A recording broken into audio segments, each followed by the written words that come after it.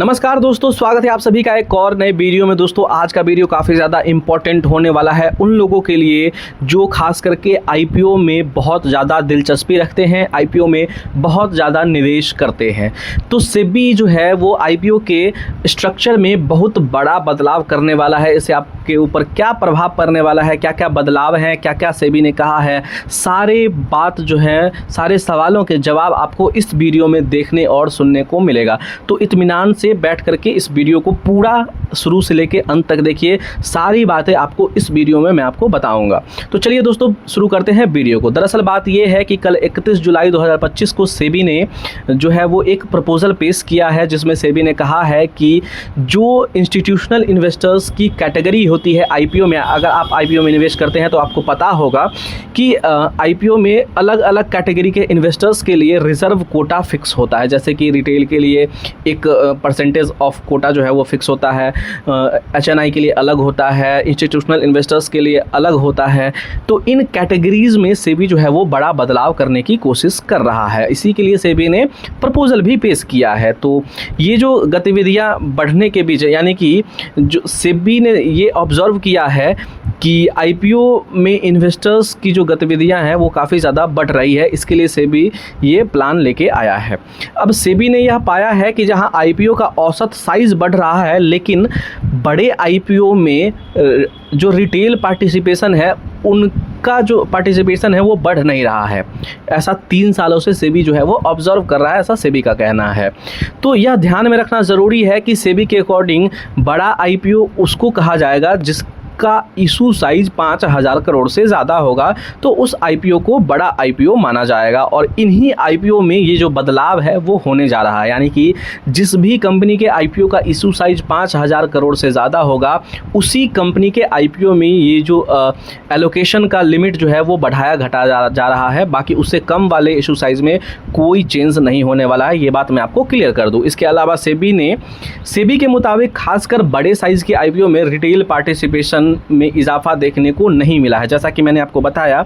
तो इसी के चलते सेबी ने एक कंसल्टेशन पेपर जो है वो अपने वेबसाइट पे पब्लिश किया है और जनता से, आम आदमी से, आम इन्वेस्टर्स से राय मांगा है। तो आप अपनी राय सेबी के वेबसाइट पे जाके दे सकते हैं।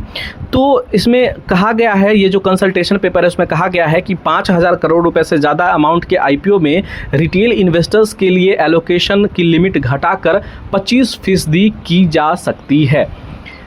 अभी जो रिटेल इन्वेस्टर का पार्टिसिपेशन है आईपीओ में वो है 35%, जिसको घटा करके 25% जो है वो कर दिया जाएगा।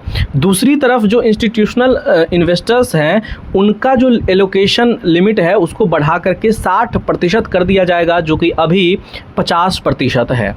और यह लिमिट जो है, यह जो बदलाव है उसको ऐसा नहीं है कि एक ही बार में इम्प्लीमेंट कर दिया जाएगा, स्टेप बाय स्टेप किया जाएगा, ऐसा सेबी का कहना है। इसके अलावा सेबी ने एक और बड़े बदलाव करने की कोशिश कर रहा है। सेबी के अकॉर्डिंग सेबी ने एंकर इन्वेस्टर्स की तय संख्या बढ़ाने का भी प्रस्ताव दिया है। इससे कई फंड्स मैनेज करने वाले बड़े फॉरेन पोर्टफोलियो इन्वेस्टर्स का पार्टिसिपेशन आईपीओ में बढ़ेगा। इसके अलावा एंकर इन्वेस्टर्स के लिए रिजर्व कैटेगरी में म्यूचुअल फंड के अलावा इंश्योरेंस कंपनियों और पेंशन फंडों को भी शामिल किया जा सकता है।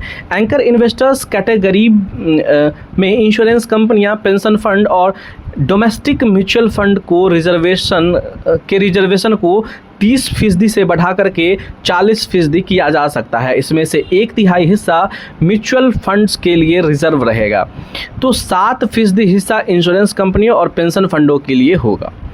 सेबी के प्रस्ताव जो है वो 21 अगस्त तक दी जा सकती है, यानी कि आप इन्वेस्टर हैं या फिर आप नॉर्मल आदमी भी है तो आप सेबी के वेबसाइट पे जाके 21 अगस्त तक इस प्रस्ताव पे अपनी राय दे सकते हैं।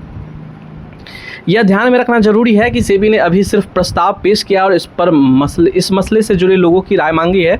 सेबी प्रस्ताव पर राय मिलने के बाद उन पर विचार करेगा, मीटिंग होगा, उसके बाद ये तय किया जाएगा, निर्णय लिया जाएगा कि आखिर में क्या करना है। तो दोस्तों आपको ये इन्फॉर्मेशन अगर अच्छा लगा हो, इन्फॉर्मेटिव लगा हो तो वीडियो को लाइक कीजिएगा, अपने दोस्तों को शेयर कीजिएगा।